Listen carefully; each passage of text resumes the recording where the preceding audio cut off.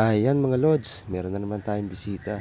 So, couple sila at gusto nila magpa-picture sa akin sa ating maliit na kuweba. So, wala tayong hihindian.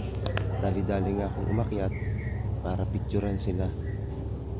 At lahat ng magagandang serbisyo ay gagawin namin sa aming mga bisita para hindi sila madadalang bumalik.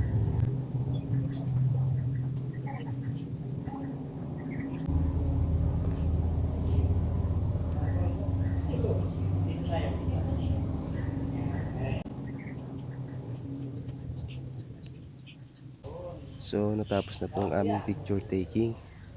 At syempre, meron na naman po silang remembrance dito sa Hanuka Beach.